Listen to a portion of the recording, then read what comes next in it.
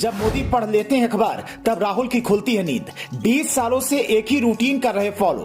कलाम की खास दोस्त मोदी को हराना इसलिए है असंभव। राहुल के राजनीतिक संन्यास की आई बारी। कभी कलाम साहब ने कहा था नींद में मत देखो सपने, मोदी ने बांध ली गांठ और नींद ही कम कर दी। कहते हैं जब किसी को आप हराना चाहते हो तो उससे आगे की तैयारी करनी होगी, लेकिन कोई भी नेता मोदी की तरह तैयारी ही नहीं कर पा रहा है।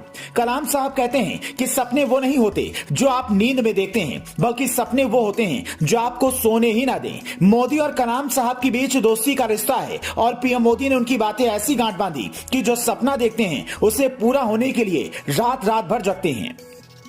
सर्जिकल स्ट्राइक के वक्त पूरी रात जाकर अपडेट लिया। विदेश में भारतीय नागरिक फंसे तो रात भर जागते रह गए। अपने मंत्रियों को आधी रात को फोन कर अपडेट लेते रहते हैं। विदेश मंत्री एस जयशंकर ने खुद कुछ दिन पहले बताया था कि पीएम मोदी ने कैसे उन्हें आधी रात को फोन कर चौंका दिया था। मतलब जब पूरा देश सो रहा होता है तो मोदी जागते रहते हैं, इसीलिए खुद को चौकीदार भी कहते हैं। पर कुछ लोग उनका मजाक उड़ाते हैं, लेकिन आज वही लोग ये मान चुके हैं कि इन्हें हराना संभव नहीं लगता। गुजरात में इतने तिकड़म के बाद भी बीजेपी जीत गई, जिसका श्रेय मोदी को जाता है। ये बात हर नेता जानता है कि 20 सालों से जो व्यक्ति बिना किसी पार्टी, बिना किसी छुट्टी और बिना आराम के काम कर सकता है, उसे हराने के लिए आपको 21 घंटे मेहनत करनी होगी। लेकिन बाकी नेता क्या कर रहे हैं वो देखिए। फिर पीएम मोदी के डेली रूटीन पर आते हैं। भारत जोड़ो यात्रा में राहुल गांधी सुबह 4:30 बजे उठते हैं। 5:30 बजे तक नाश्ता कर तैयार होते हैं। नाश्ते में ड्राई फ्रूट्स लेते हैं, फिर यात्रा पर निकल पड़ते हैं। 3 किलोमीटर के बाद टी ब्रेक लेते हैं। उसके बाद लंच ब्रेक होता है, फिर शाम में टी ब्रेक और रात में डिनर करते हैं। 11 बजे सोने से पहले 1 घंटे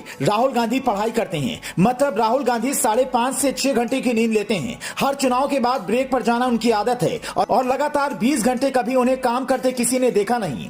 जबकि मोदी की बात करें तो उनकी दिनचर्या की शुरुआत सुबह 4 बजे होती है। उठते ही योगा करते हैं, फिर अखबार पढ़ते हैं। करीब 5 बजे तक उनका ये पूरा काम हो जाता है। उसके बाद सुबह के नाश्ते में गुजराती डिश लेते हैं, फिर 9 बजे प्रधानमंत्री कार्यालय पहुंच जाते हैं, वहीं लंच करते हैं, फिर देर रात तक काम करके लौटते हैं, फिर घर जाकर फोन पर मंत्रियों से अपडेट लेते हैं। उसके बाद डिनर के दौरान चैनल्स बदल बदल कर टीवी देखते हैं, उसके बाद सो जाते हैं। मतलब मोदी 3.5 से 4 घंटे की नींद लेते हैं। चुनाव के बाद ब्रेक लेते उन्हें कभी किसी ने नहीं देखा। एक चुनाव खत्म होते ही दूसरी की तैयारी में जुट जाते हैं। इसीलिए लोग कहने लगे हैं कि मोदी को हराना किसी नेता के बस की बात नहीं। राहुल गांधी को जब यह पता चला कि ऐसे तो हमारा राजनीतिक संन्यास हो जाएगा, तो उन्होंने मोदी वाला रूटीन फॉलो करना शुरू कर दिया और यात्रा पर निकल पड़े। लेकिन राहुल शायद ये भूल गए कि मोदी वो शख्स हैं जिन्हें कलाम जैसे महान व्यक्ति भी अपना खास दोस्त कहते थे। कलाम के पोते शेख सलीम ने एक बार कहा था, एक दिन डॉक्टर कलाम ने मुझसे कहा मेरा खास दोस्त गुजरात से आ रहा है। मुझे लगा पता नहीं कौन है। थोड़ी ही देर बाद घर से थोड़ी दूरी पर कई गाड़ियां रुकी।